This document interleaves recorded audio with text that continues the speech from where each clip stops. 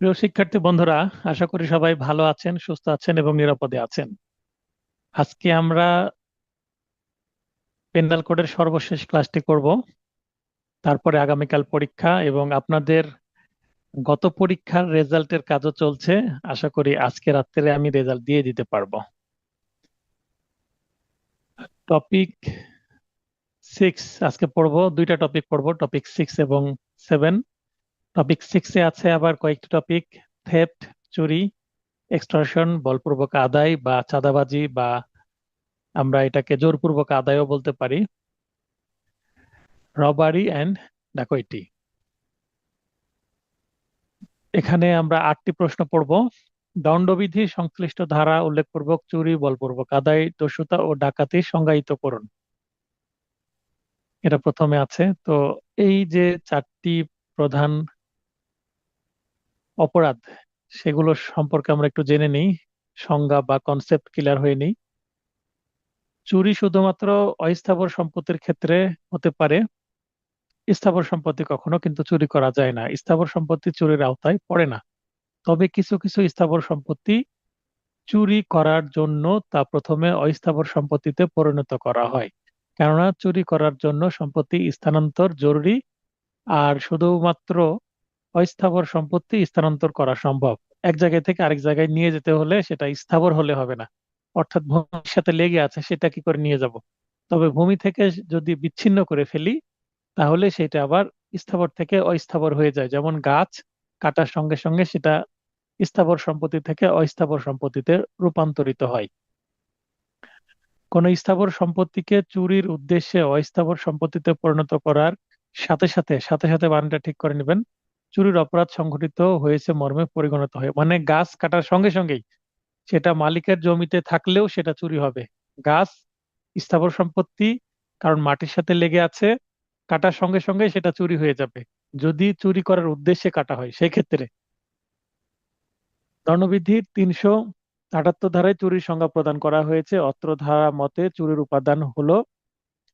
উপাদান মূলত 5টি। 1 নম্বর হচ্ছে কারো দখল হতে, 2 নম্বর হচ্ছে কোনো অস্থাবর সম্পত্তি, 3 নম্বর হচ্ছে কোনো কারো তার বিনা সম্মতিতে, এবং 4 নম্বর হচ্ছে অসাধুভাবে গ্রহণ করার অভিপ্রায়ে। এই যে অসাধুভাবে গ্রহণ করার অভিপ্রায়ে, এটা 4 নম্বর দিয়ে দিবেন, এবং 5 নম্বরে দিবেন হচ্ছে স্থানান্তর করা। এভাবে আপনারা অসাধুভাবে গ্রহণ করার অভিপ্রায়ে এইটা করবেন 4 নম্বর, এবং স্থানান্তর করা এটা করবেন 5 নম্বর। তাহলে চুরির উপাদান হয়ে যাবে 5টি। 379 ধারায় চুরির শাস্তির বিধান আছে। আমরা এখানে উল্লেখ করতে পারি আরো শাস্তির বিধান অ্যাড করতে চাইলে, যে 379, 80, 81 এবং 82, আমরা সবগুলোই দিতে পারি যদি প্রশ্নের নম্বর বেশি আসে। আর প্রশ্নের নম্বর যদি কম আসে, একটা বিধান অন্তত লেখা উচিত। অত্র ধারা মতে চুরির শাস্তি অনূর্ধ্ব 3 বছর সশ্রম বা বিনাশ্রম কারাদণ্ড অথবা অর্থদণ্ড অথবা উভয়দণ্ড। এই চুরির সংজ্ঞার মধ্যে সবচেয়ে গুরুত্বপূর্ণ একটা পয়েন্ট যেটা আপনাদেরকে মনে রাখতে হবে, সেটা হচ্ছে কারো দখল হতে। অর্থাৎ যদি মালিকের দখল হতে সম্পত্তি নিয়ে যাওয়া হয় তাহলে সেটা চুরি হবে। অথবা যে সম্পত্তির মালিক, তার সম্পত্তিটা যদি অন্য কারো কাছে দেওয়া হয়, যেমন আমার একটা মোবাইল ফোন যদি সমস্যা হয়, আমি যদি কোনো টেকনিশিয়ানের কাছে সারতে দিয়ে দিই এবং সেখান থেকে চুরি হয়ে যায়, তাহলেও কিন্তু সেটা চুরি হবে, কারণ আমি মালিকানা হস্তান্তর করছি সাময়িকভাবে। এখানে মালিকানা হস্তান্তর না বলে যদি বলি যে দখল হস্তান্তর করছি, আমি মালিক, আমার দখলে থাকলেও সেটা আমার কাছ থেকে নিয়ে গেলেও চুরি হবে, অথবা আমি অন্য কারো কাছে যদি রাখি, সেখান থেকে যদি অন্য কেউ নিয়ে যায় সেটা আবার চুরি হবে। কিন্তু আমি যদি আবার বিশ্বাস করে যাকে দিলাম মোবাইল ফোনটা মেরামত করার জন্য, সেই যদি সেটা আবার নিয়ে নেয়, সেক্ষেত্রে সেটা আবার কিন্তু বিশ্বাসপূর্বক সম্পত্তি দিয়েছি এবং সে আত্মসাৎ করেছে, তাহলে এটা মিস মনে হবে যে মিস অ্যাপ্রিপিয়েশন অফ প্রপার্টি বা আত্মসাৎ, কিন্তু আত্মসাৎ নয়। যেহেতু বিশ্বাসপূর্বক দিয়েছে এবং বিশ্বাস ভঙ্গ করেছে, তাই এটা আবার হয়ে যাবে কি, ব্রিচ অফ ট্রাস্ট, অর্থাৎ সম্পত্তির অসাধুভাবে বিশ্বাস ভঙ্গ করা। তো এখানে চুরি, বিশ্বাসভঙ্গ, এই জিনিসগুলো কানেক্টেড হয়ে আছে। বলপূর্বক আদায় বা এক্সটর্শন। বলপূর্বক আদায় বা এক্সটর্শন বলপূর্বক গ্রহণের অপরাধ ততক্ষণ পর্যন্ত সংগঠিত হয় না যতক্ষণ পর্যন্ত ভয়ে সম্পত্তি হস্তান্তরের ইচ্ছা মনের মধ্যে জাগ্রত না হয়। ভয় দেখিয়ে না নিলে সে সম্পত্তি গ্রহণ বলপূর্বক বলা যায় না, তবে সরলভাবে কোনো সম্পত্তি গ্রহণ করে পরবর্তীতে ভয় দেখিয়ে তার ক্রয় রসিদ নিলে বলপূর্বক আদায় এর অপরাধ হবে। তাহলে বলপূর্বক আদায় হওয়ার জন্য আমরা এটাকে সাধারণ ভাষায় কি বলবো, চাঁদাবাজি। কোথাও লিখে রাখতে পারেন চাঁদাবাজি, কিন্তু আমরা কিন্তু লিখবো না, পরীক্ষার খাতায় চাঁদাবাজি শব্দটা লিখবো না, কিন্তু কমন সেন্সে চাঁদাবাজি বলতে যেটা আমরা বোঝাই সেটাই কিন্তু দণ্ডবিধির ভাষায় এক্সটর্শন বা বলপূর্বক আদায়। সংজ্ঞা দেওয়া আছে 383 ধারায়। কি বলা হচ্ছে, উপাদানগুলো হলো, অভিযুক্ত ব্যক্তি অবশ্যই অন্য কোনো ব্যক্তিকে ক্ষতির ভয় দেখাবে। মানে এটা না দিলে ক্ষতি করব, এটাকে আমরা কি বলি, ব্ল্যাকমেল করা। তো ব্ল্যাকমেল শব্দটাও কিন্তু পেনাল কোডে নাই, কিন্তু এক্সটর্শনের সাথে ব্ল্যাকমেলটাও ওতপ্রোতভাবে জড়িত। তাই আপনারা ব্ল্যাকমেল, চাঁদাবাজি এই শব্দগুলো লিখে রাখতে পারেন যেন বুঝতে পারেন। অত আবার আমরা সিনেমা দেখে শুনি দাদাগিরি। দাদাগিরি বলতে যে এলাকায় চাঁদাবাজি করে সেই তো দাদা, মানে প্রভাব সৃষ্টি করে। তো এই শব্দগুলো কিন্তু আম, যদি এর সাথে মিলিয়ে পড়েন তাহলে আপনাদের মনে রাখতে সুবিধা হবে। উক্ত ভয় দেখানো অবশ্যই ইচ্ছাকৃত হতে হবে। উক্ত কার্যটি অবশ্যই অসাধু উপায়ে করতে হবে। সাধু উপায়ে করলে সেটা তো অপরাধী হবে না। ভয় দেখে উক্ত ব্যক্তিকে বাধ্য করবে, কি করতে বাধ্য করবে, দান হিসেবে কোনো স্থাবর বা অস্থাবর সম্পত্তি অর্পণে। মানে একটা দলিলে সই নেওয়া হচ্ছে এবং দলিলে লেখা আছে যে এই সম্পত্তি উনি এই ব্যক্তিকে দান করছেন। চাঁদা অর্পণে, এখানে চাঁদা শব্দটা ব্যবহার করা এইভাবে যেতে পারে যে চাঁদা অর্পণ করতে হবে, একটা আমি অনুষ্ঠান করব এত টাকা চাঁদা দিতে হবে।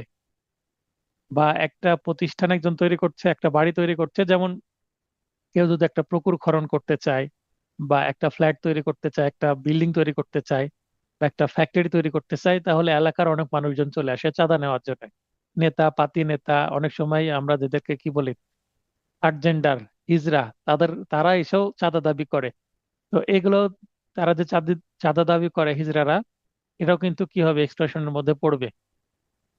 মূল্যবান জামানত অর্পণে। মূল্যবান জামানত বলতে আমি টাকা দিতে পারছি না, তখন বলা হলো যে কি চেক দিয়ে দেন। তো চেক মানে মূল্যবান জামানত। মূল্যবান জামানতে পরিণত করার উদ্দেশ্যে স্বাক্ষর বা সিল প্রদান করতে। কোনো সাদা কাগজে বা কোনো স্ট্যাম্পের উপরে সিল বা স্বাক্ষর নিলেও এটাও কিন্তু একটা স্টেশনের মধ্যে পড়বে। দস্যুতা বা রবারি। তো আমরা দুইটা বিষয় জানলাম, চুরি এবং বলপূর্বক আদায়। এবার আমরা যদি রবারি পড়তে যাই, এই দুইটা জিনিস আবার ফিরে আসবে।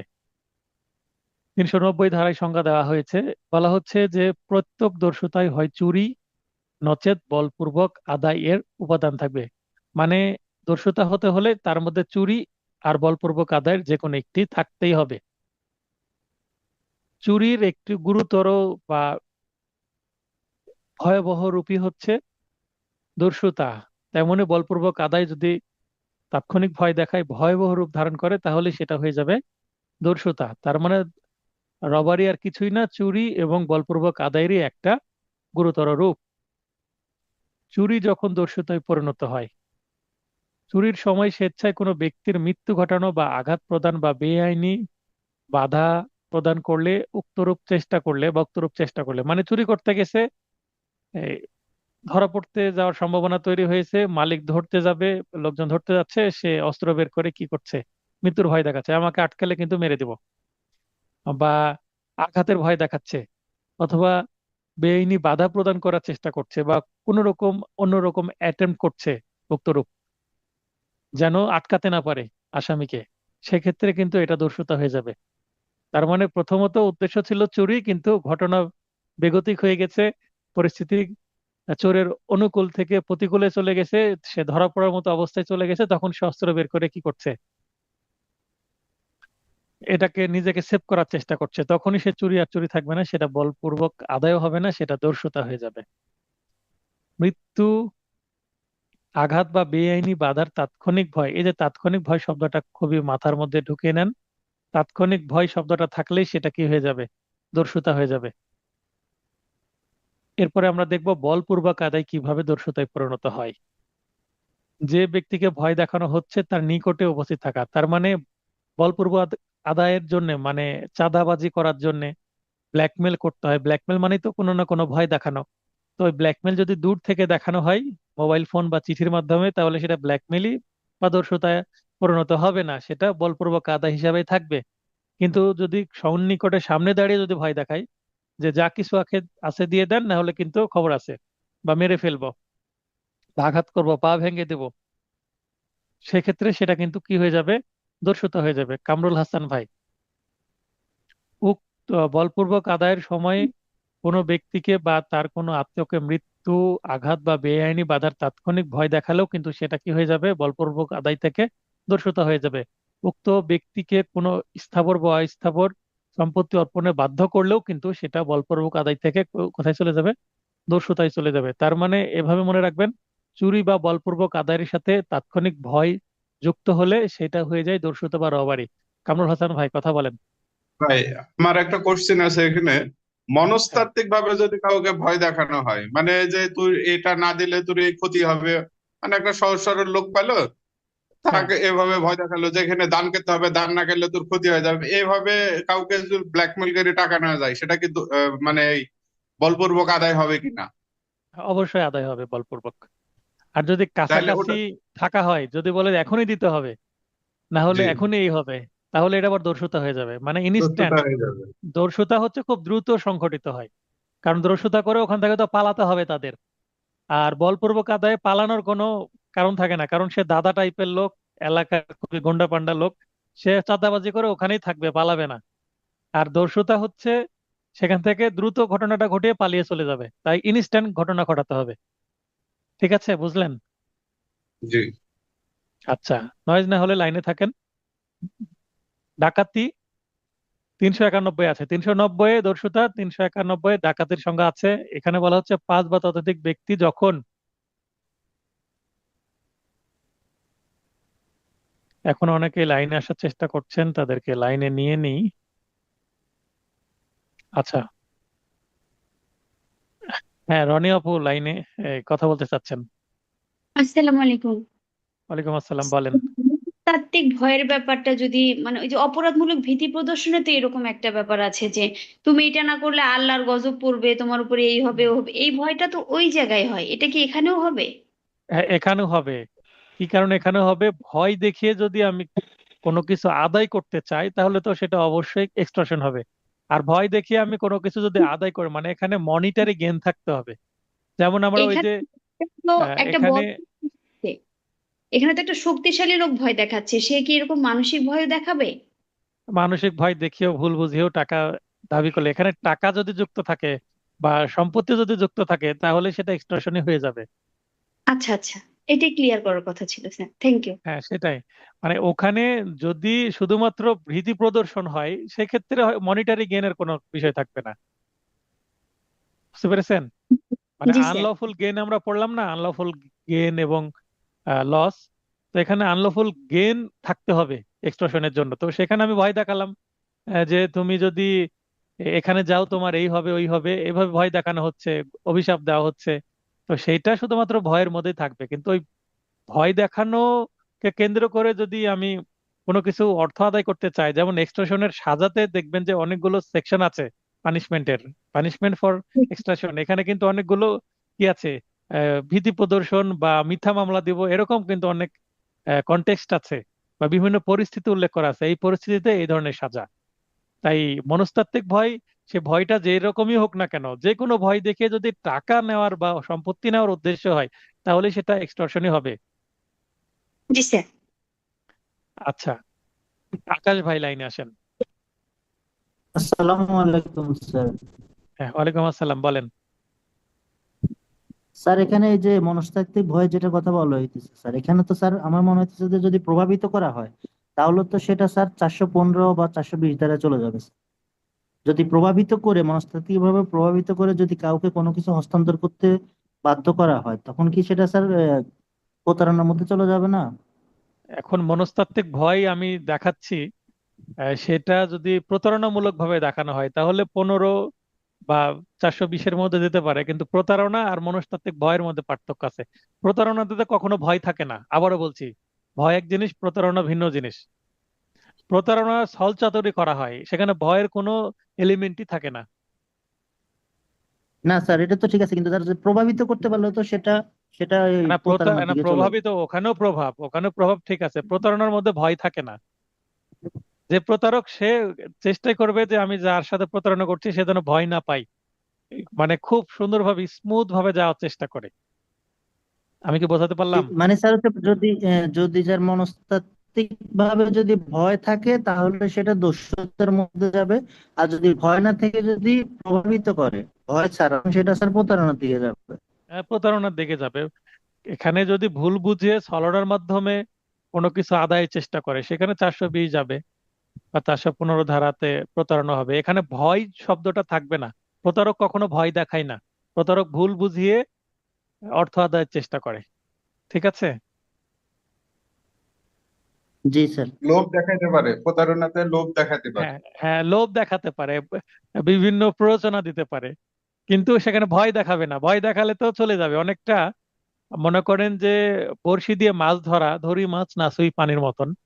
তো আমরা, এই বড়শি তো বোঝেন আশা করি, বড়শি দিয়ে মাছ ধরতে গেলে যে পানিতে মাছ ধরছি সে পানি বেশি কিন্তু নাড়ানো যাবে না, ঘোলানো যাবে না। আমি যেখানে মাছ ধরছি সেখানে আশপাশে কেউ গোসল করলে কিন্তু মাছে আমার বড়শিতে কি দিবে না, মাছ মুখ দিবে না, খাবে না। তো খাওয়াতে হলে আপনাকে নীরব সুন্দরভাবে ফাঁদ পেতে বসে থাকতে হবে। প্রতারক সেটাই করে। আর আপনি যদি ভয় দেখান, প্রতারক যদি ভয় দেখায় যার সাথে প্রতারণা করা হচ্ছে সে তো সতর্ক হয়ে যাবে। এই কারণেই সেটার প্রতারণা থাকবে না। কারণ এখানে বিশ্বাসের জায়গাটা তখন কি হয়ে যাবে, নষ্ট হয়ে যাবে। প্রতারকের প্রতি মানুষের একটা বিশ্বাস তৈরি হয়, এবং বিশ্বাসের ফাঁদে পড়েই কিন্তু কাজগুলো করা হয়। তো ঠিক আছে, আমরা আগাই। তো ডাকাতি হচ্ছে 5 বা ততোধিক ব্যক্তির দস্যুতা সংগঠন করে তখন ডাকাতি বলে। তার মানে দস্যুতার ডাকাতির মধ্যে কোনো পার্থক্য নাই কাজের, শুধুমাত্র সংখ্যাগত পার্থক্য। তাই বলা হচ্ছে প্রত্যেক ডাকাতির মধ্যে দস্যুতা তো থাকবেই, কিন্তু প্রত্যেক দস্যুতার মধ্যে ডাকাতি নাও থাকতে পারে। মানে সংখ্যা, একজন মিলেও দস্যুতা করতে পারে, 2 জন 3 জন 4 জন মিলেও দস্যুতা করতে পারে, 1 বা 4-এর মধ্যে দস্যুতা হবে। 5 বা তার বেশি হয়ে গেলে সেটা ডাকাতি হয়ে যাবে। তার মানে ডাকাতি হতে হলে প্রথমে দস্যুতার কাজটা তো হতেই হবে। তাই এই কথা বলা হচ্ছে। ডাকাতি ও দস্যুতার মধ্যে অপরাধীর সংখ্যা ব্যতীত অন্যান্য উপাদানগুলো প্রায় অভিন্ন, মানে কোনো পার্থক্য নাই। এবার উপাদান যদি আমরা চিন্তা করি কি কি, এই একই উপাদানই এখানে আছে, একটু আগে যেটা পড়লাম। আবার এই প্রশ্নের উত্তর এই মুহূর্তে যেটা দেখলাম যে কখন বলপূর্বক আদায় দস্যুতা পরিণত হয়, আমরা 1 নম্বর প্রশ্নের মধ্যেই পড়েছি। এবারে আমরা পার্থক্য পড়বো। ফাইনাল টাচ যে নোট, ফাইনাল টাচ নোটে কিন্তু পার্থক্যগুলো আবার আমি রিপিট করব, এবং আরো পার্থক্য যুক্ত হবে। ফাইনাল টাচ নোটে প্রবলেমেটিক কোশ্চেন, পার্থক্য, ড্রাফটিং, কিছু ব্যাখ্যামূলক প্রশ্ন আসবে। বর্ণনামূলক প্রশ্নর সাজেশন থাকবে, কিন্তু বর্ণনামূলক প্রশ্নের উত্তর সাধারণত আমি দিব না। জাস্ট আমার নোটকে রেফার করে দেব, অথবা বিগত সালের প্রশ্ন হলে কোনো গাইড থেকে পড়ে নেওয়ার জন্য আমি বলে দেব। তবে কত সালের প্রশ্ন সেটা আমার সাজেশনে উল্লেখ থাকবে। এবং ফাইনাল টাচ নোট পাঠানোর আগেই আমি পিডিএফ সাজেশনটা আপনাদেরকে দিয়ে দিব আগেই। এবং ফাইনাল টাচ নোট অবশ্যই আপনারা ঈদের আগে পাবেন। এবং আগামী সপ্তাহে চেষ্টা করছি ক্লাসের সংখ্যা বৃদ্ধি করার।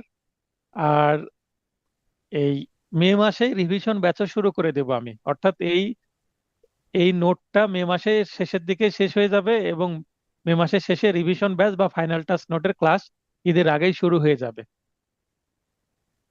তাহলে আমরা বেশি প্র্যাকটিস করতে পারবো ঈদের পরে, কারণ ঈদের সময় অন্তত 3-4 দিন তো ছুটি রাখতেই হবে।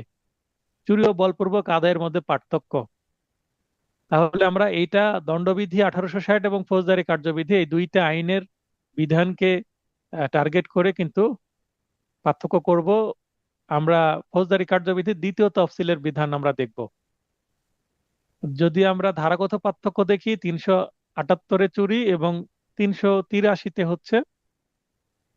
হ্যাঁ, মিরাজুল ইসলাম ভাই লাইনে আসবেন।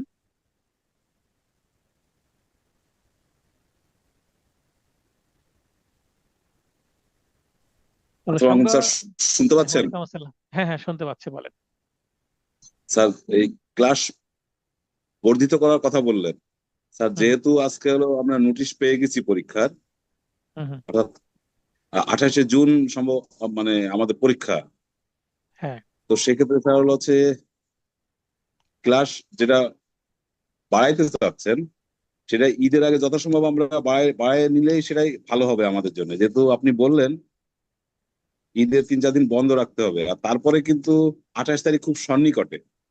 হ্যাঁ তো এই জন্যই স্যার হচ্ছে যে আপনি যেভাবে প্ল্যান করবেন, অ্যাডভাইস করবেন, ঠিক সেভাবেই স্যার আমি আমরা অ্যাটেন্ড করবো আর কি। হ্যাঁ হ্যাঁ, তো আপনারা এর করতে তো মধ্যে যে বাধ্য, পাস পাস করতে হলে তো করতে হবে। আগামী সপ্তাহে ক্লাস সংখ্যা বাড়াবো, আমি তো বলছি। কিন্তু কিন্তু স্যার একটু প্রবলেম হয়ে গেল, একটু টেনশন হয়ে গেল। সেটা হলো যে ঈদ, এখন ঈদের প্ল্যানটা যে বাড়িতে তো যেতেই হবে পরিবার পরিজন নিয়ে, যেহেতু ঢাকাবাসী আমরা। তো এখন হচ্ছে যে 10টা দিন হলো খুব জরুরি এখন তো, যেহেতু জুন মাসে পরীক্ষা, কি আর করার, এখন আমি এর ভিতরতে ঈদের কাভার ঈদের করতে হবে আর ছুটি কি। ঈদের ছুটি 3 থেকে সর্বোচ্চ 4 দিন দিব। ক্লাসটা শেষ জি করে স্যার, আপনার কথা থাকলে ক্লাস শেষে একটু কাইন্ডলি বলেন, ফ্লো নষ্ট হয়ে যাচ্ছে। ঠিক আছে স্যার। ঠিক থ্যাংক ইউ আছে। স্যার। আচ্ছা আচ্ছা, সংজ্ঞা হচ্ছে 378 আর 383-তে আছে সংজ্ঞাগত, সরি, ধারাগত পার্থক্য। এবং সংজ্ঞা দুইটা আমরা একটু আগে পড়েছি, সেখান থেকে পাবো সম্মতি। আচ্ছা, চুরির ক্ষেত্রে সম্পত্তির দখলদার ব্যক্তির সম্মতি থাকে না। তার মানে হয় চুরি করা হলে মালিকের অগোচরে মালিক জানতেই পারে না, অথবা মালিক জানতে পারলেও সম্মতি থাকে না। অর্থাৎ মালিকের সামনেই দ্রুত নিয়ে চলে গেলেও সেটা কি হয়ে যাবে, চুরি হয়ে যাবে। একটু উদাহরণ দিই, মনে করেন একটা মহিলা দাঁড়িয়ে আছে, হাতে মোবাইল ফোন আছে, আর দুইজন ব্যক্তি মোটরসাইকেলে করে যাচ্ছে। একজন মোটরসাইকেল ড্রাইভ করছে এবং একজন পিছনে বসে আছে। তো ওই মহিলার পাশে দিয়ে যাওয়ার সময় মোবাইল ফোনটা ছিনিয়ে নিয়ে চলে গেল, বা মহিলার গলায় চেন ছিল স্বর্ণের, সেইটা ছিনিয়ে নিয়ে চলে গেল। এটাকে আমরা ছিনতাই বলি। তো যদি সেখানে না দাঁড়ায় বা মহিলাকে ভয় না দেখায়, এটা চুরি হবে। কিন্তু মহিলা যদি চিনতেও পারে ব্যক্তিরা কারা, তবুও এটা চুরি হবে। আবার মহিলা যদি নাও দেখতে পায় যে কে নিয়ে গেল, তাও এটা চুরি হবে। কিন্তু ওখানে দাঁড়িয়ে যদি ভয় দেখায় যে যা আছে দিয়ে দেন, মোবাইল ফোন, গলা স্বর্ণের চেন, মানি ব্যাগ, পার্স সবকিছু দিয়ে দেন, এটা করলে, ভয় দেখালে সেটা দর্শিত হয়ে যাবে। কিন্তু ভয় না দেখালে সেটা চুরি হবে। যদিও হয়তো বা মহিলার সাথে ওই চোরের আগে থেকে পূর্ব পরিচিত হলেও কিন্তু সেটা চুরি হবে। মহিলা যদি দেখতেও পাই কে আমার ব্যাগ নিয়ে গেল, কে আমার মোবাইল ফোন নিয়ে গেল, কে আমার চেন নিয়ে গেল স্বর্ণের, তাও কিন্তু সেটা চুরি হবে। তার মানে চুরি কিন্তু গোপনেও হতে পারে, আবার প্রকাশ্যে হতে পারে, চোখের সামনেও, দিবালোকে হতে পারে, রাত্রেও। মানে টাইমটা ফিক্সড না। চুরি 24 ঘন্টায় যে কোনো সময় হতে পারে, গোপনেও হতে পারে, প্রকাশ্যেও চুরি হতে পারে। অনেকে ভাবতে পারেন যে আমার চোখের সামনে একজন আমার মোবাইল ফোন নিয়ে গেল, এটা চুরি না, দস্যুতা বা ছিনতাই। ছিনতাই বলে কোনো কিছু না, ছিনতাই সেটাই চুরি হতে পারে, ছিনতাইয়ের মাধ্যমে সেটা দস্যুতাও হতে পারে। তাই এখানে চুরির ক্ষেত্রে সম্পত্তির দখলদার ব্যক্তির সম্মতি থাকে না। অর্থাৎ যে সম্পত্তির মালিক সে নিজে থেকে কখনো দেয় না, বরং গোপনে নিয়ে যায় বা জোর করে নিয়ে যায়। কিন্তু বলপূর্বক আদায়ের ক্ষেত্রে সম্পত্তির দখলদার ব্যক্তি তার সম্মতি প্রদানে বাধ্য হয়। এখন বলপূর্বক আদায় করতে হলে বলে যে আপনার এটা না দিলে কিন্তু এই করব, ওই করব, মেরে ফেলবো, বা পরিবারের ক্ষতি করব, আপনার ইন্ডাস্ট্রিতে আগুন ধরিয়ে দিব, এইভাবে ভয় দেখিয়ে নেয়। তখন বাধ্য হয়ে যে মালিক সে যেটা দাবি করছে সেটা দিয়ে দেয়, মানে অর্পণ করে, নিজেই সঁপে দেয়। আর এটা হচ্ছে সম্মতি। তার মানে কনসেন্ট থাকে বলপূর্বক আদায়ের, এবং কনসেন্ট কনসেন্ট বা সম্মতি নেওয়া হয় ভয় দেখিয়ে। সম্পত্তি অর্পণ, চুরির ক্ষেত্রে কিন্তু সম্পত্তি অর্পণ করে না। বলপূর্বক আদায়ের ক্ষেত্রে কিন্তু সম্পত্তি কি করা হয়, অর্পণ করে, নিজে ভয়ে দিয়ে দেয় নিজেই। অনেকেই রাস্তার মধ্যে দাঁড়িয়ে যদি দেখে যে এরকম হয়, ভয় দেখাচ্ছে ইনস্ট্যান্ট, তখন কিন্তু বলে যা কিছু আছে দিয়ে দেন, তখন নিজে থেকে দিয়ে দেয়।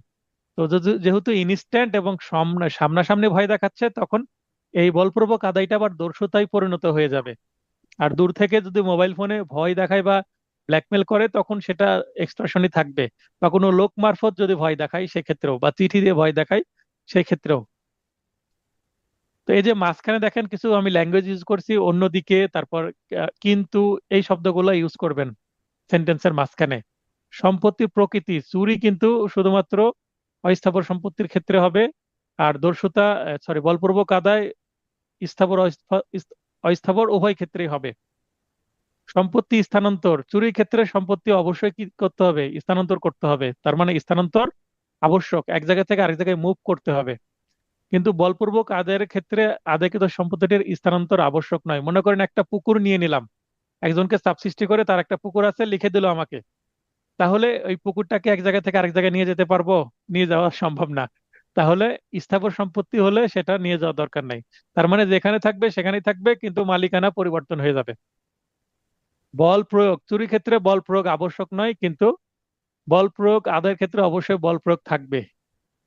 ভীতি প্রদর্শন, চুরি ক্ষেত্রে ভয় দেখায় না, বল প্রয়োগের আদায়ের ক্ষেত্রে ভয় দেখায়।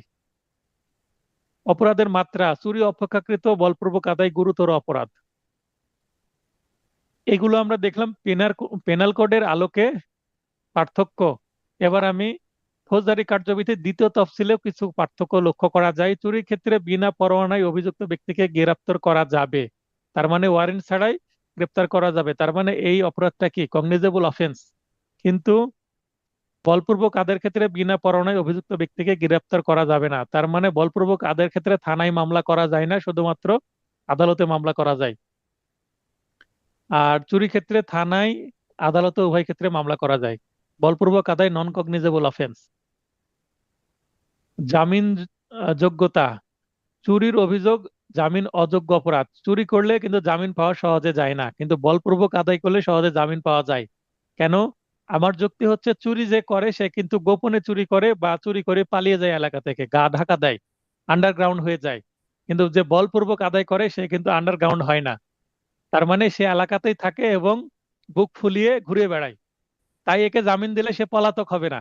যে বলপূর্বক আদায় করে এই লোককে জামিন দিলে পলাতক হবে না, তাই এটা জামিনযোগ্য অপরাধ। আর চোরকে জামিন দিলে সে পালিয়ে যেতে পারে, এই কারণে জামিন অযোগ্য অপরাধ করা হয়েছে। আমার মানে ধারণা এই ধরনের চিন্তা ভাবনা থেকেই হয়তোবা যারা আইন তৈরি করেছেন তারা এটা ভেবেছেন। আপোষযোগ্যতা মানে কম্পাউন্ডেবিলিটি, চুরির অভিযোগ আদালতের অনুমতি সাপেক্ষে আপোষযোগ্য। অপরদিকে বলপূর্বক আদায় কোনো ক্রমেই আপোষযোগ্য নয়। দেখেন, একটা আহ, চুরি হচ্ছে নন চুরি হচ্ছে কগনিজেবল, নন বেলেবল, কিন্তু আপোষযোগ্য। বলপূর্বক আদায় হচ্ছে বেলেবল, নন কগনিজেবল, কিন্তু আপোষযোগ্য নয়।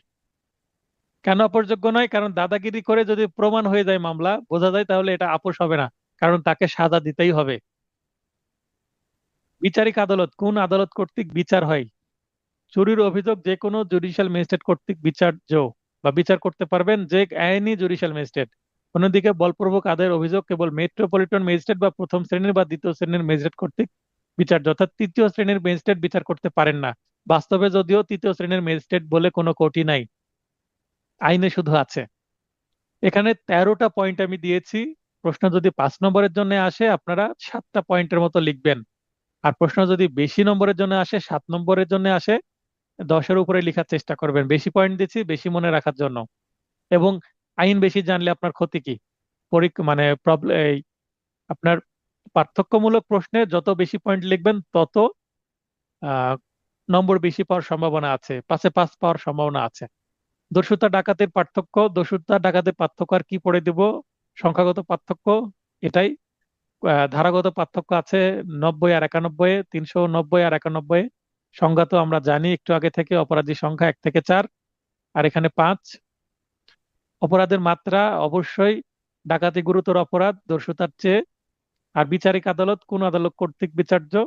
এখানে দ্বিতীয় তফসিলে আমরা পাই দস্যুতার অভিযোগ দায়রা জজ, চিফ মেট্রোপলিটন ম্যাজিস্ট্রেট, অতিরিক্ত chief metropolitan magistrate, chief judicial magistrate, অতিরিক্ত চিফ জুডিশিয়াল ম্যাজিস্ট্রেট বা সরকার কর্তৃক বিশেষভাবে ক্ষমতাপ্রাপ্ত প্রথম শ্রেণী ম্যাজিস্ট্রেট। সিআরপিসির 29C-তে আছে, সিআরপিসি 29C-তে আছে বিশেষ ক্ষমতাপ্রাপ্ত ব্যক্তির ম্যাজিস্ট্রেটের কথা।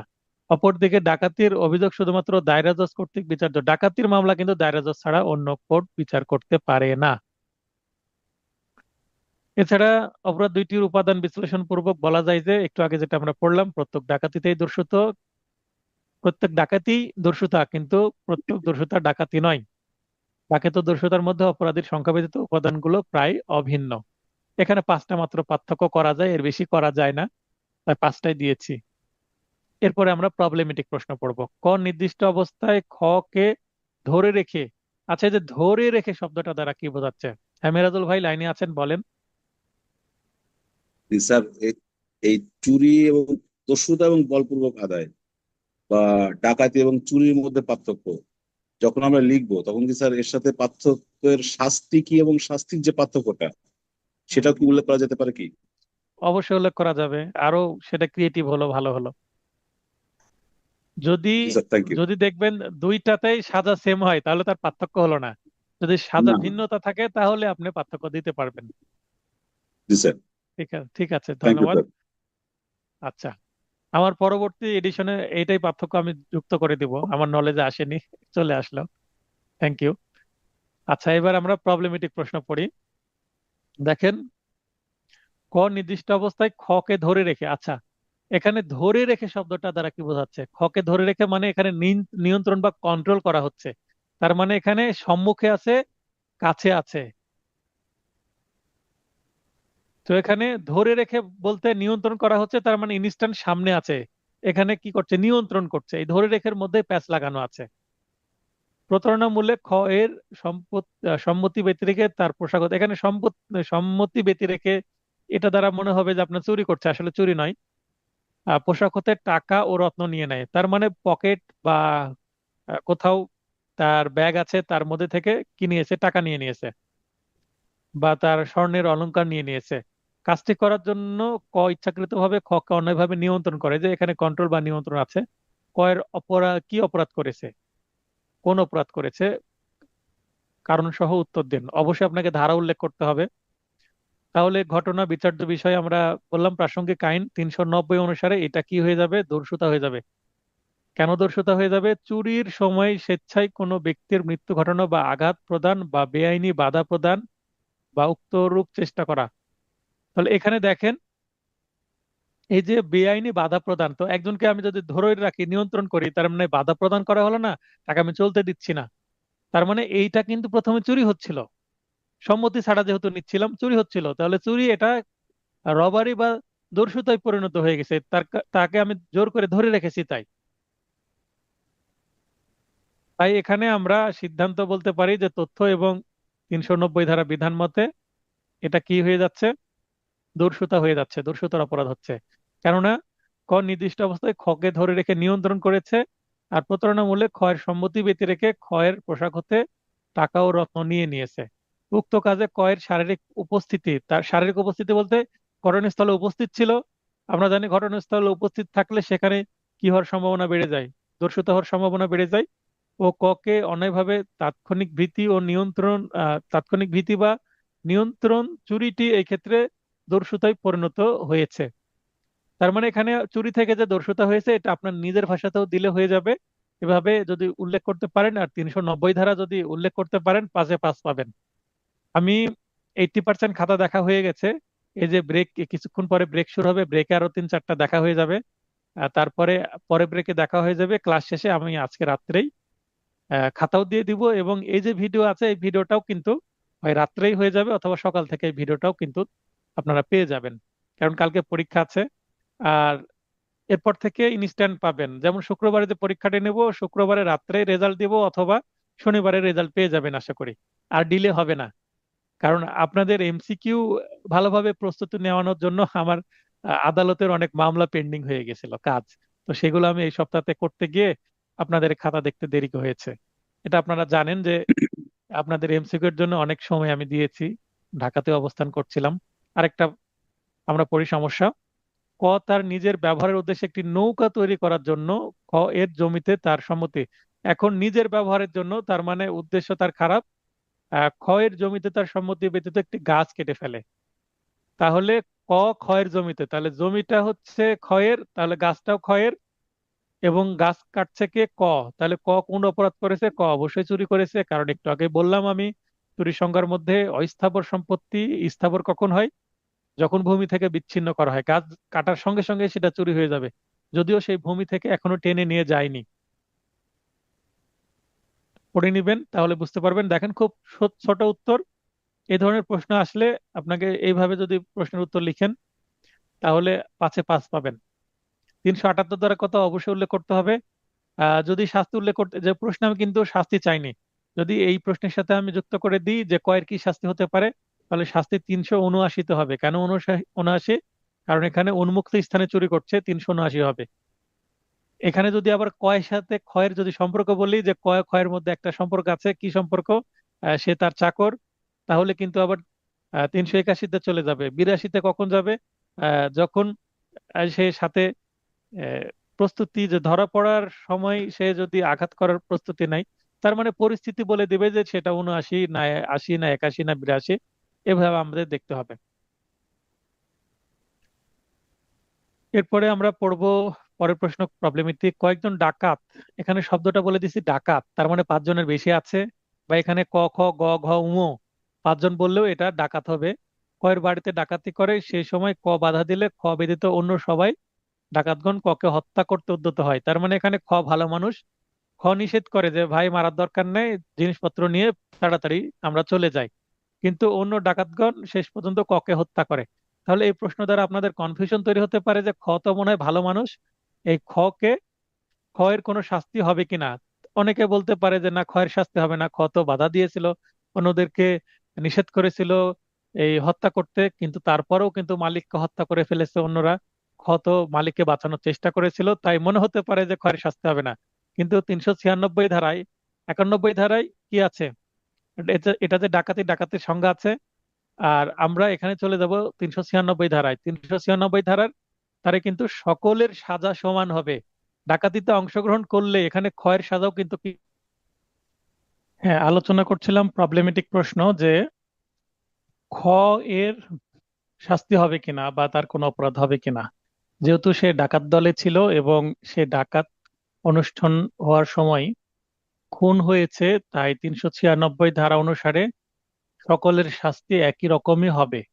34 ধারায় যেমন সকলের দায় সমান বা জয়েন্ট লাইবিলিটি, তেমনি এখানে জয়েন্ট লাইবিলিটি হবে, সকলের দায় সমান হবে। এখানে খুন সহ ডাকাতের জন্য ঘটনাস্থলে উপস্থিত প্রত্যেকেই মৃত্যুদণ্ড বা যাবজ্জীবন কারাদণ্ডে বা অনধিক 10 বছরের সশ্রম কারাদণ্ডে এবং সেই সাথে অর্থদণ্ডেও দণ্ডিত হবে। তার মানে যদি অপরাধ প্রমাণ হয় মিনিমাম তো 10 বছরের করে জেল হবেই।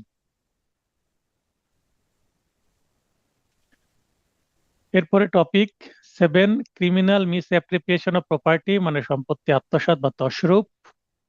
ক্রিমিনাল ব্রিচ অফ ট্রাস্ট, অপরাধমূলক বিশ্বাসভঙ্গ। রিসিভিং অফ স্টলেন প্রপার্টি বা চুরিকৃত মাল গ্রহণ, এবং চিটিং বা প্রতারণা। এই টপিকগুলো আজকে পড়বো আমরা, এটাই সর্বশেষ টপিক। অপরাধমূলক সম্পত্তি আত্মসাৎ বা তছরূপ এবং অপরাধমূলক বিশ্বাসভঙ্গের মধ্যে পার্থক্য। পার্থক্য খুবই গুরুত্বপূর্ণ, পার্থক্য প্রতিবার আসেই। তো পেনাল কোড অনুসারে আমরা পার্থক্য দেখি। পেনাল কোডের 403-এ অপরাধমূলক সম্পত্তি আত্মসাৎ এবং 405-এ আছে অপরাধমূলক বিশ্বাসভঙ্গের সংজ্ঞা, মানে সংজ্ঞার ধারা আমরা জেনে নিলাম। এবার সংজ্ঞা কি? কোনো অস্থাবর সম্পত্তি দৈব চক্র বা কুড়িয়ে পেয়ে অসাধুভাবে নিজস্ব ব্যবহারে পরিণত করাকে অপরাধমূলক সম্পত্তি আত্মসাৎ বলে। পক্ষান্তরে অপরাধমূলক অপরাধমূলক বিশ্বাসভঙ্গ বলতে আমানতের খেয়ানত করাকে বোঝায়। যে ব্যক্তি অবৈধভাবে কোনো সম্পত্তি বা যে ব্যক্তি বৈধভাবে কোনো সম্পত্তি বা মালের বা অর্থের জিম্মাদারি বুঝে নিয়ে, তার মানে বিশ্বাস করে একজন আরেকজনের কাছে কোনো কিছু রাখতে দিল আমানত হিসাবে, পরবর্তীতে তা যথাযথ মালিককে ফেরত না দিয়ে নিজস্ব ব্যবহারে পরিণত করে, তবে সে অপরাধমূলক বিশ্বাসভঙ্গ করেছে মর্মে গণ্য হবে। এই যে পরবর্তীতে তা যথাযথ মালিককে ফেরত না দিয়ে নিজস্ব ব্যবহারে পরিণত করা, এই কথা না লিখে বলতে পারেন যে সেই সম্পত্তি আত্মসাৎ করা। তার মানে যদি কোনো কিছু দৈব চক্রে কুড়িয়ে পাই, মানে বৈধ উপায়ে পেলো না, অবৈধ উপায়েও পেলো না, দৈবভাবে পেলো বা র্যান্ডমই পেলো, কোথাও পড়ে কুড়িয়ে পেলো, পড়ে পেলো, এবং সেটা আত্মসাৎ করলো, তাহলেই সেটা সম্পত্তি আত্মসাৎ হবে। আর কেউ যদি একজনকে একটা সম্পত্তি রাখতে দিল বা রক্ষণাবেক্ষণ করতে দিল, বা আমি একটু আগে উদাহরণ দিলাম যে একটা মোবাইল ফোন নষ্ট হয়ে গেছে, সেটা মেরামতের জন্য দিলাম, বা অন্য কোনো কিছু মেরামতের জন্য দিলাম, বা একটা মোটর সাইকেল বা একটা বাইক মেরামতের জন্য দেওয়া হলো, সেটা আর সে ফেরত দিল না, বা সে সেটা অন্য জায়গায় বিক্রয় করে দিল বা গায়েব করে দিল, তাহলে এটা কিন্তু আত্মসাৎ এটাও হচ্ছে। কিন্তু পার্থক্য কি? এটা বৈধভাবে আমি দিলাম, আর আগেরটা হচ্ছে সে কুড়িয়ে পেল। এই হচ্ছে পার্থক্য। অর্থাৎ সম্পত্তির ট্রান্সফার অফ প্রপার্টিটার শুধুমাত্র পার্থক্য আছে, কিন্তু ঘটনার আউটপুটটা কি, রেজাল্ট কি, এই আপনার সম্পত্তি আত্মসাতের ক্ষেত্রেও অ্যাকচুয়ালি শেষের দিকে সম্পত্তি আত্মসাৎ হয়, আবার বিশ্বাসভঙ্গের ক্ষেত্রেও সম্পত্তি আত্মসাৎই হয়। বিশ্বাসভঙ্গের পার্থক্যটা কি, সম্পত্তিটা কুড়িয়ে না পেয়ে বিশ্বাস করে একজন দিল, পরে সেটা আত্মসাৎ করলো। তার মানে বিশ্বাসভঙ্গের মধ্যেও কিন্তু আত্মসাৎ নিহিত আছে, লুকিয়ে আছে। অপরাধমূলক সম্পত্তির প্রকৃতিটা কি? শুধুমাত্র অস্থাবর সম্পত্তি অসৎভাবে আত্মসাৎ করা যায়, অন্যদিকে স্থাবর অস্থাবর উভয় কিন্তু বিশ্বাসভঙ্গ করা যায়। একজন বিশ্বাস করে একটা বিল্ডিং এর দায়িত্ব দিয়েছে, সেই বিল্ডিংটা সে কি আত্মসাৎ করে লিখে নিয়েছে, এখানে জালিয়াতি যুক্ত হতে পারে। সম্পত্তির হস্তান্তর আত্মসাতের ক্ষেত্রে অবশ্যই কিন্তু সম্পত্তির হস্তান্তরটা দৈব চক্রে হবে, মানে কুড়িয়ে পেতে হবে। আর বিশ্বাসভঙ্গের ক্ষেত্রে সম্পত্তির হস্তান্তর আইনানুগ প্রক্রিয়ার ঘটে, মানে একজন আরেকজনকে ইচ্ছাকৃতভাবে সম্পত্তি দেয়, চুরি করেও নেয় না বা গোপন করেও নেয় না।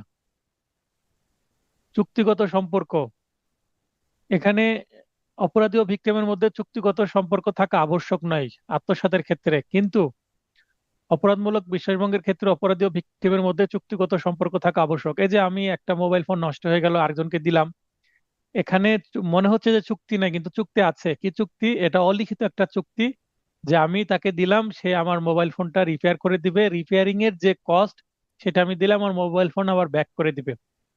মনে করেন আপনি রিক্সায় উঠলেন, রেগুলার যাতায়াত করেন, ভাড়া মিটিয়ে উঠতে পারেন, নাও মিটিয়ে উঠতে পারেন। কাছের জায়গা, যেমন আমি অনেক সময় মোড় থেকে আমার বাসায় আসি, হাতে যদি ব্যাগ থাকে ভারী হয় বা রোদ হয়, এখান থেকে একটা রিক্সা নিয়ে নিই, 1 মিনিটের রাস্তা, 10 টাকা ভাড়া, এর থেকে কেউ বেশি চায় না, তাই অনেক সময় ভাড়া না মিটেই উঠে যায়, নামি 10 টাকায় ভাড়াই চলে আসি, নেমে 10 টাকা দিই, কিছু বলে না। তো এই যে আমি রিক্সায় উঠলাম, বা আমি জিজ্ঞাসা করি 1 নম্বর রোড যাবেন, পদ্মাবাসিক 1 নম্বর রোড যাবেন, হ্যাঁ যাব, উঠলাম, ভাড়া মিটলাম না, এসে 10 টাকা দিয়ে দিলাম। এই যে ভাড়া না মিটিয়ে উঠা, এখানে কিন্তু একটা চুক্তি আছে, অলিখিত এবং অপ্রকাশিত চুক্তি। কেমন চুক্তি? যে আমাকে সে রিক্সাতে করে নিয়ে এসে যদি আমার বাসার সামনে নামিয়ে দেয়, আমি তাকে 10 টাকা বিনিময় মূল্য দিব। এটাও কিন্তু একটা চুক্তি। তাহলে চুক্তিটা সবসময় লিখিতই হতে হবে তা না, লিখিত হতে পারে, অলিখিত হতে পারে, আবার অপ্রকাশিত হতে পারে। জাস্ট একটা রিক্সা উঠলাম, মামা যাবেন, হ্যাঁ যাব, বা রিক্সাতে উঠে গেলাম, মামাকে জিজ্ঞাসাও করলাম না যে যাবেন কিনা, জাস্ট রিক্সাতে উঠে গিয়ে এদিকে চলেন, 1 নম্বর রোডে চলেন, সে চলতে শুরু করলো। তার মানে চুক্তিটা লিখিতও না, অলিখিতও না, অপ্রকাশিতও থেকে গেল। নামে আমি একটা ন্যায্য একটা ভাড়া দিয়ে দিলাম। তো এই কারণে চুক্তি হয়েছে কিনা সেটা বোঝা যেন যায়, তাই আমি এই উদাহরণগুলো দিলাম। শাস্তি, একটু আগে মিরাজুল ভাই বলছিলেন শাস্তির বিধান, তো ওইখানে অনেকগুলো পার্থক্য থাকছিল, তাই শাস্তির বিধান নিয়ে আসেনি। দেখেন এখানে শাস্তির বিধান নিয়ে আসছি। 403 অপরাধমূলক সম্পত্তি আত্মসাতের শাস্তি, কিন্তু 403 সংজ্ঞাও আছে, শাস্তিও আছে, অনূর্ধ্ব 2 বছর। আর 404-এও আবার শাস্তি আছে, মৃত্যুকালে কোনো ব্যক্তির অস্থাবর সম্পত্তি আত্মসাৎ করলে সেখানে আবার 3 বছর, একটু শাস্তি বেড়ে যাবে। আর অত্র ধারা মতে কোনো কেরানি বা চাকর কর্তৃক মালিকের মৃত্যুকালে যদি সম্পত্তি আত্মসাৎ করা হয়, তাহলে আবার 7 বছর। তার মানে এখানে শাস্তির ধারা দুইটা আছে, 403 এবং 404-এ, কিন্তু শাস্তি তিনটা, পরিস্থিতি বিবেচনায় ভিন্ন ভিন্ন শাস্তি। পক্ষান্তরে 406-এ আছে 3 বছর বিশ্বাসভঙ্গের জন্য, 407-এ আছে বাহক বা গুদাম রক্ষক কর্তৃক 7 বছর, 408-এও আছে 7 বছর, আর এখানে আবার 409 আছে, 409 আছে আবার 10 বছর। আমরা দেখেন যে চুরির সাজা 3, 7, 7, 10, তেমনি বিশ্বাসভঙ্গেরও সাজা কিন্তু 3, 7, 7, 10, 3 বছর, 7 বছর, 7 বছর, 10 বছর, অনেকটা মিল আছে, কিন্তু সিকোয়েন্সে মিল আছে। তো এখানে আমি সাজার ধারাগুলো সবগুলাই দিয়েছি, আপনার যে কয়টা মনে থাকে। যদি প্রথমটাও দেন 2 বছর আর 3 বছর, তাও তো পার্থক্য হয়ে যাচ্ছে, ভিন্ন সাজা। তবে সাজার সবগুলো সেকশন মনে রাখতে পারলে ভালো, কারণ প্রবলেমেটিক প্রশ্ন যদি আসে, প্রবলেমেটিক প্রশ্নে দিয়ে দেওয়া হলো যে ব্যাংকার বা বণিক বা দালাল কর্তৃক বা প্রতিনিধি কর্তৃক সম্পত্তি আত্মসাৎ করেছে, সম্পর্ক বলে দেওয়া হলো, তাহলে এদের কি অপরাধ করেছে এবং শাস্তি কি, তাহলে কিন্তু 10 বছর শাস্তিটা আপনাকে উল্লেখ মানে মনে রাখতে হবে। তো তাই শাস্তির বিধানগুলো জানা উচিত এবং খুবই গুরুত্বপূর্ণ এগুলো, এবং বহুল ব্যবহৃত সেকশন এগুলো। আমার কাছে অনেক কয়টা মামলা আছে, 407 ধারার 8 ধারার মামলা আছে আমার কাছে। যেগুলো আমি নিজে ফাইলিং করেছি, আবার আমি আসামি পক্ষ মামলা পরিচালনা করছি। তার মানে আপনাকে বাস্তবে এগুলোর অনেক ব্যবহার আছে, তাই এগুলো থেকে প্রশ্ন আসার সম্ভাবনাও বেশি। উদাহরণ দিয়ে দিয়েছি, উদাহরণগত পার্থক্য পড়লে বুঝতে পারবেন। এরপরে আরেকটি প্রশ্ন, এ রাস্তায় একটি দামি মোবাইল সেট পেল। এ জানতো না যে ওই মোবাইল সেটের মালিক। মোবাইল সেটের প্রকৃত মালিককে খুঁজে বের করার চেষ্টা না করে এ উক্ত মোবাইল সেটটি বিক্রি করে দিল। তাহলে এর মালিককে এটা খুঁজে বের করা কিন্তু সহজ ছিল, সে চেষ্টাই করলো না। কারণ মোবাইল ফোনে কি ফ্যামিলি নাম্বার থাকে, বা আমি মোবাইল ফোনটা খোলা রাখলেই তো কল আসবে মালিকের, দিয়ে দেওয়ার ইচ্ছা থাকলে সম্ভব। অথবা পার্শ্ববর্তী যদি থানাতে, নিকটস্থ থানাতে যদি জমা দিয়ে দেওয়া হয়, তাও হয়তোবা পেয়ে যাবে মালিক। এ কি কোনো অপরাধ করেছে? অবশ্যই, যেহেতু কুড়িয়ে পেল রাস্তায়, তাই আত্মসাৎ করেছে সম্পত্তি। এখানে 403 ধারা আসবে, কারণ এখানে মালিক, মোবাইলের মালিকের সাথে এই যে ব্যক্তির সম্পর্কটা নির্দিষ্ট করা নাই, তাই এখানে 403-এ 2 বছর সাজা। এর মনিব কিছু, এই যে মনিব মানে মালিক, মালপত্র বিক্রি করে টাকা আনার জন্য একে পাঠায়। তার মানে কিছু মালপত্র এর মালিক, ধরে নেন বি, বি এ কে কিছু মালপত্র দিয়ে দিল, হয়তোবা 10টা ল্যাপটপ, পুরাতন ল্যাপটপ দিয়ে দিল, দিয়ে বললো যে এগুলো বিক্রয় করে টাকা নিয়ে আসো। এখন এ সেগুলো কি করলো, এ তার মনিবকে বিক্রিত মালের টাকা দেয় নাই, মানে জিনিস বিক্রয় করেছে কিন্তু টাকা দেয়নি, অথবা জিনিস নিয়ে ভেগে গেছে, চলে গেছে। এ কি কোনো অপরাধ করেছে? যদি অপরাধ করে থাকে, এর কৃত অপরাধের নাম ও শাস্তি লিখুন। তাহলে এ কি করলো, বিশ্বাসভঙ্গ করলো। আর বিশ্বাসভঙ্গের শাস্তি এখানে কিন্তু 406 হবে না, হবে 408-এ। কারণ এখানে মনিব মানে মালিক, এই শব্দগুলোর মার পাশে আপনারা সেকশন ভুল করবেন না। 406-এও আছে, 7-এও আছে, 8-এ আছে। এই কারণে এখানে যেহেতু এর সাথে মালিকের সম্পর্ক কি মনিব, তার মানে সে তার কি কর্মচারী বা চাকর, তাই এখানে তার 7 বছরের সাজা হবে। আর এখানে 405-এর কথা উল্লেখ করতে হবে, কারণ এটা সংজ্ঞা উল্লেখ করে দিতে হবে আপনাকে, যে এটা কি অপরাধ হলো। চোরাই মাল কি? কোনো অপরাধী কি চুরি ও চোরাই মাল গ্রহণের জন্য একই সাথে শাস্তি পাওয়ার যোগ্য? মনে করেন একজন ব্যক্তি চুরি করেছে একটা জিনিস, একটা মোবাইল ফোন চুরি করেছে একজন ব্যক্তি, এবং মোবাইল ফোনটা তার কাছেই পাওয়া গেল। একজন ব্যক্তি মোবাইল ফোন চুরি করেছে এবং মোবাইল ফোনটা তার কাছেই পাওয়া গেল। তাহলে আমরা জানি মোবাইল ফোন চুরি করার জন্য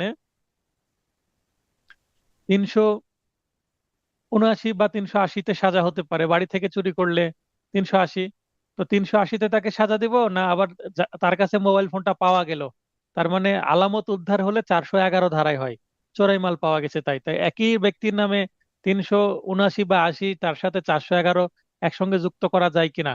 বাস্তবে কিন্তু যায় না, কারণ যে চুরি করবে তার কাছেই যদি চোরাই মালটা পাওয়া যায়, তাহলে চোরাই মাল গ্রহণের জন্য তাকে সাজা দেওয়া যাবে না, শুধুমাত্র চুরির জন্যই তাকে সাজা দেওয়া যাবে। আর ওই মোবাইল ফোনটা যদি এই চোরের কাছে ছাড়া অন্য কারো কাছে পাওয়া যায়, সেক্ষেত্রে তার জন্য 411 হবে। তার মানে চুরি এবং চোরাই মাল গ্রহণ একসাথে কিন্তু শাস্তিযোগ্য নয়। আকাশ ভাই বলেন। আসসালামু আলাইকুম স্যার। ওয়ালাইকুম আসসালাম, বলেন। স্যার এই প্রশ্নে কি সিআরপিসি 403 দ্বারা কি আনা যাবে, যে double Jio party? Double Jio party, হ্যাঁ আনা যাবে। এখানে দেখেন আমি কিভাবে উত্তর করছি, তারপরে আপনি লাইনে থাকেন। তো এখানে চোরাই মালের সংজ্ঞা প্রথমে বলা হয়েছে, তার মানে এখানে প্রশ্ন কিন্তু দুইটা, একটা চোরাই মাল কি, সংক্ষিপ্ত একটা প্রশ্ন। 410-এ চোরাই মালের সংজ্ঞা আছে, কি বলা হয়েছে, যে নিম্নলিখিত উপায়ে হস্তান্তরিত সম্পত্তিকে চুরিকৃত বা লুটকৃত বা চোরাই মাল বলা হয়। উপায়গুলো হলো: 1, চুরি করে যদি কোনো মাল নিয়ে যাওয়া হয় সেটাই চোরাই মাল। বলপূর্বক আদায়কৃত মাল, দস্যুতার মাধ্যমে মাল আত্মসাৎ এবং অপরাধমূলক বিশ্বাসভঙ্গের মাধ্যমে অর্জিত মালই কিন্তু চোরাই মাল। এখানে শুধুমাত্র ডাকাতির কথা বলা হয়নি, কারণ এই 410-এর মধ্যে ডাকাতির ইনক্লুড ইনক্লুড করা হয়নি। জালিয়াতির মাধ্যমে প্রাপ্ত মালও চোরাই মাল হবে, কারণ সেখানে দেখেন লাস্টে একটা ইত্যাদি দেওয়া আছে। কোনো প্রতারণা, মানে প্রতারণার মাধ্যমেও যদি কোনো মাল নেওয়া হয় সেটাও চোরাই মাল হবে, কারণ এখানে কিন্তু ইত্যাদি দেওয়া আছে, ইত্যাদির মধ্যে আসবে। কোনো অপরাধীকে চুরি ও চোরাই মাল গ্রহণের জন্য একই সাথে শাস্তি দেওয়া যাবে কিনা, এটা কিন্তু একটা প্রবলেমেটিক প্রশ্ন। কিন্তু প্রবলেমেটিক প্রশ্নের যে আমরা উত্তর করি ঘটনা বিচার্য বিষয়, সেটার মতো করে এটা উত্তর করলে হবে না, এটা একটু ভিন্নভাবে উত্তর করতে হবে। যেমন এইভাবে করেছি। 378 ধারায় চুরির সংজ্ঞা দেওয়া হয়েছে। অত্র ধারার বিধান মতে যদি কোনো ব্যক্তি অপর কোনো ব্যক্তি, এখানে চুরির সংজ্ঞাটা দিয়ে দিয়েছি আমি। চুরির ক্ষেত্রে অপরাধী নিজের সম্পত্তি নিয়ে যায়, এই লাইনটা খুবই গুরুত্বপূর্ণ। এই যে এখন যেটা পড়বো পিঙ্ক হাইলাইট করি, চুরির ক্ষেত্রে অপরাধী নিজের সম্পত্তি নিয়ে যায়, ফলে প্রাথমিকভাবে যে ব্যক্তি চুরি সংগঠিত করেছে তার নিকটই চুরিকৃত মালপত্র বা চোরাই মালটি থাকা স্বাভাবিক। যে চুরি করলো তার কাছেই তো থাকবে। মনে করেন চুরি করলো 10 মিনিট আগে, তো 10 মিনিট আগে সে মালটা নিয়ে যেতে যদি যায় এবং 10 মিনিট পরে সে যদি ধরা পড়ে, তার কাছেই তো মালটা পাওয়া যাবে। আবার যেহেতু চুরিকৃত মালামালকে চোরাই মাল বলে, সেহেতু একই সম্পত্তি চুরি করার জন্য ও চোরাই মাল সঙ্গে রাখা বা গ্রহণের দায়ে একই ব্যক্তিকে একই সাথে দ্বৈত শাস্তি দেওয়া যায় না। তার মানে সে চুরি করেছে বলে তাকে একটা শাস্তি দিলাম, আবার চোরাই মালটা তার কাছে পাওয়া গেছে বলে আরেকটা শাস্তি দিলাম, এটা করা যায় না। উদাহরণ, এ একটি সম্পদের বাক্স বহন করে একটি ষাঁড় দেখতে পায়, মানে ষাঁড়ের পিঠে কি আছে, বাক্স আছে এবং সেখানে সম্পদ আছে। অথবা ঘোড়া যদি বলেন, ঘোড়ার পিঠে সম্পদ থাকতে পারে, উট থাকতে পারে বা হাতি থাকতে পারে। সম্পদ গ্রহণের অসাধু অভিপ্রায়ে এ ষাঁড়টিকে একটি নির্দিষ্ট দিকে পরিচালনা করে, মানে ষাঁড়টিকে হয়তো একটু আঘাত করলো, ষাঁড় অন্য দিকে চলে গেল, মানে তার পথ বনের দিকে দিয়ে দিল যেন সে মালগুলো নিয়ে নিতে পারে। ষাঁড়টি যেই মুহূর্তে ভিন্ন দিকে চলতে শুরু করেছে, উক্ত মুহূর্তে এ চুরি সংগঠিত করেছে। যেমন গাছ কাটার সঙ্গে সঙ্গে চুরি হয়ে যায়, তেমন ষাঁড় রাস্তা দিয়ে চলছিল, সাইডের দিকে নামিয়ে দিল, সঙ্গে সঙ্গে সেটা চুরি হয়ে যাবে। এক্ষেত্রে পেনাল কোডের 379 ধারার বিধান মতে এ চুরির অপরাধের জন্য শাস্তি স্বরূপ অনূর্ধ্ব 3 বছর সশ্রম বা বিনাশ্রম কারাদণ্ড বা অর্থদণ্ড বা উভয় দণ্ডে দণ্ডিত হতে পারে বা তাকে করা যাবে। পরবর্তী এর নিকট উক্ত চুরিকৃত সম্পদ পাওয়া গেলেও 411 ধারার বিধান মোতাবেক একে পুনরায় চোরাইমাল রাখা বা গ্রহণের দায়ে শাস্তি দেওয়া যাবে না। কিন্তু যদি উক্ত চুরিকৃত সম্পদ ভিন্ন ব্যক্তি বি এর নিকট পাওয়া যায়, মানে এর কাছে পাওয়া না গিয়ে যদি বি এর কাছে পাওয়া যায়, তবে বি কে 411 ধারার বিধান মোতাবেক চোরাইমাল রাখা বা গ্রহণের দায়ে একই বা ভিন্ন মামলায় শাস্তি দেওয়া যাবে। তাহলে এর কাছে যদি মাল পাওয়া যায়, তাহলে চুরি আর চোরাই মাল গ্রহণের জন্য 411 ধারা একই ব্যক্তির জন্য দেওয়া যাবে না। ভিন্ন ব্যক্তির কাছে পাওয়া গেলে কিন্তু দেওয়া যাবে। তাহলে উপরে যে প্রথমে যে আমি 3টা লাইন দিয়েছি পিঙ্ক হাইলাইটেড, এটা কিন্তু মূল থিওরি, আর নিচে আমি উদাহরণ দিয়ে সেটাকে আরো ক্লিয়ার করছি।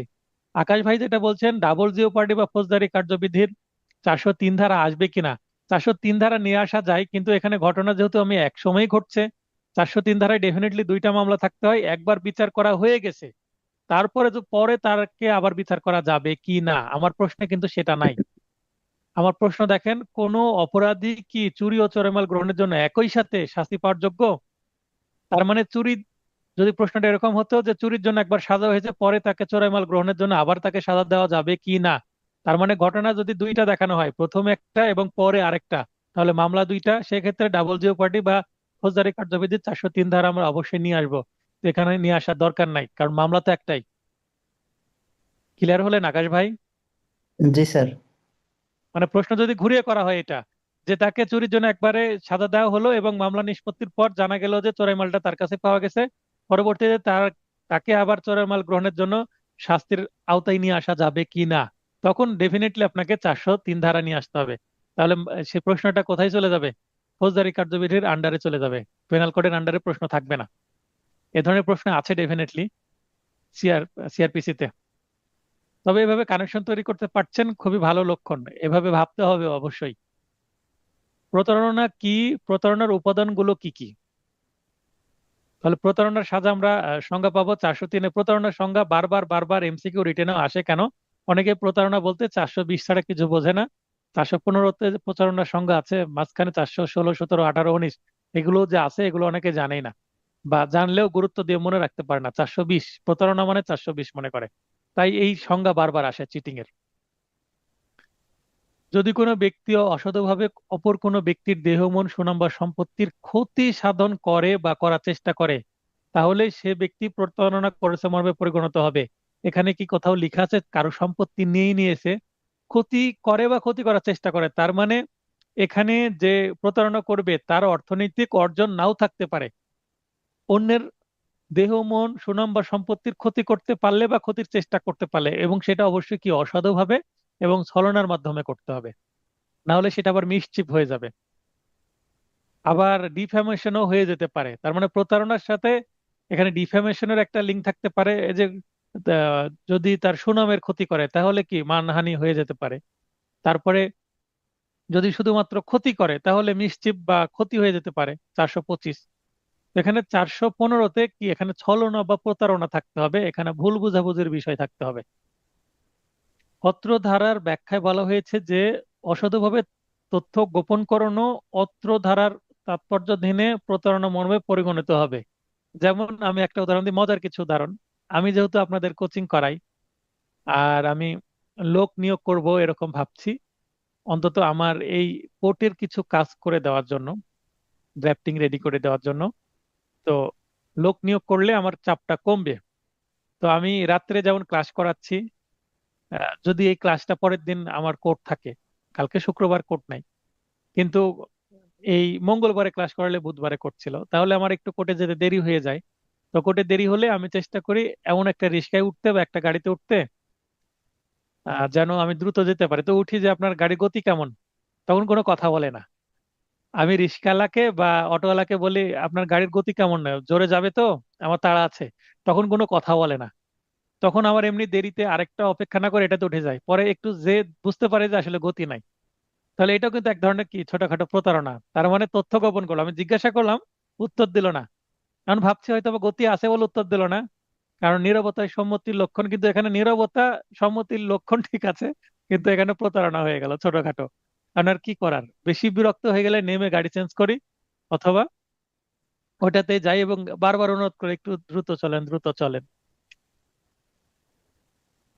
আহ কখনো কখনো সম্মতি আদায়ের সময় এমন পরিস্থিতির উদ্ভব হয় যে যখন নীরবতা কথা বলার সমান কার্যকারী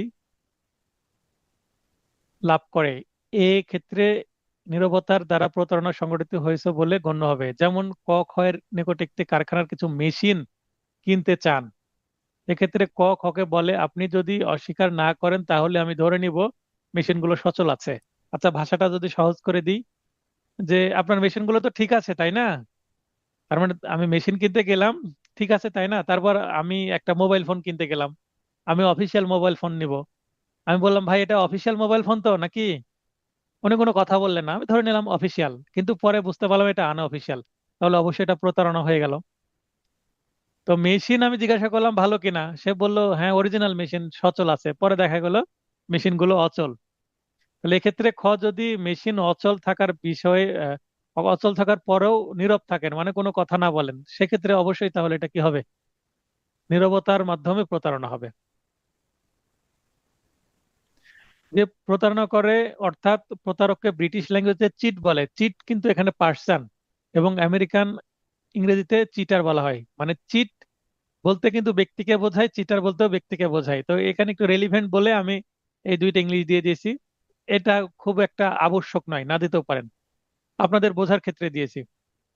একজন প্রতারক হিসাবে পরিচিত ব্যক্তি সবসময় প্রতারণা করে না, বরং অন্যায্য কার্যকলাপ দ্বারা প্রতিষ্ঠিত হওয়ার উপর নির্ভর করে। মানে যে প্রতারক এলাকায়, সে সবসময় কিন্তু প্রতারণা করে না, তার মানে 24 ঘন্টায় প্রতারণার সাথে জড়িত থাকে না, ভালো কাজও তার কিছু থাকতে পারে, কিন্তু তার চেষ্টা থাকে যে প্রতারণামূলক ভাবে অর্থ আদায় করে আমি কিছু একটা করব লাইফে, তার এরকম চিন্তা ভাবনা থাকে।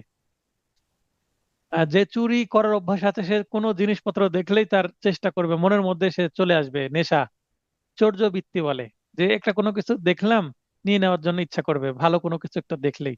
আত্মীয়র বাসায় গেলে একটা ভালো শোপিস দেখলেও সেটা পকেটে ঢোকাই নিতে ইচ্ছা করবে, এরকম। তো প্রতারকের অবস্থাও এরকম, প্রতারণার সুযোগ দেখলে সে প্রতারণা করবে। প্রতারণার উপাদান সমূহ 415-তে আছে। ছলনার আশ্রয়, অসৎ উপায়ে ইচ্ছাকৃতভাবে অত্যন্ত সচেতনতার সাথে, প্রতারণা কিন্তু অত্যন্ত সচেতনতার সাথে করতে হবে, এবং প্ররোচিত করবে।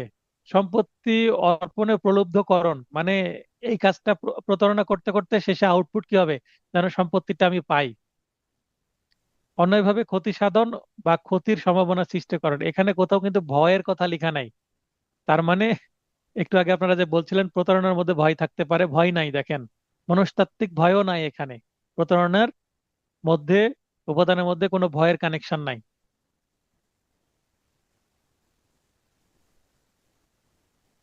মিথ্যা পরিচয় প্রতারণা 416-তে আছে। মিথ্যা পরিচয় প্রতারণাটা আমরা প্রক্সি দেওয়া বলি। একজনের খাতা আরেকজন যে লিখিত খাতা, আপনাদের পরীক্ষা হবে, লিখিত পরীক্ষা আগামী জুন মাসের 28 তারিখ। এখন একজন যদি আরেকজনকে অফার করে যে আমার পরীক্ষাটা দিয়ে আসো, তোমাকে 5 লক্ষ টাকা দিয়ে দিব, তো সে চলে গেল, এটা কি হবে? এই যে মিথ্যা পরিচয় প্রতারণা, একজনের খাতা আরেকজনের লিখতে যাওয়া কি প্রতারণা। পুরাতন একটা মামলা আছে 1889 সালের, কুইন্স বনাম আপাসামি। এটা ILR, অল ইন্ডিয়া রিপোর্ট। তখন তো ভারত, বাংলাদেশ, পাকিস্তান একসাথেই ছিল। বাংলাদেশ পাকিস্তানের জন্মই হয়নি তখন। তো এই মামলায় মাদ্রাজ কোর্টের মামলা ছিল। বিশ্ববিদ্যালয়ের পরীক্ষায় মিথ্যা পরিচয় দানপূর্বক এর প্রতিনিধি হিসেবে অংশগ্রহণ করে। খ এর নামে পরীক্ষার খাতায় উত্তর লেখে। অত্র মামলার সিদ্ধান্ত হয় যে এই মর্মে দৃষ্টান্ত স্থাপন করা হয়েছে যে জালিয়াতি ও অপরের রূপ ধারণপূর্বক মিথ্যা পরিচয় প্রতারণা করেছে। এখানে জালিয়াতি কেন?